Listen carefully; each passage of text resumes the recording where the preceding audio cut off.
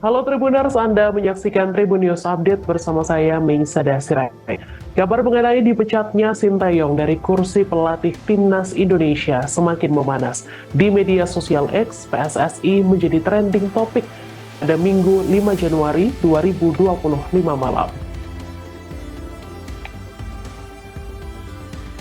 Sejumlah warganet mempertanyakan nasib PSSI bila benar ditinggal oleh Sintayong.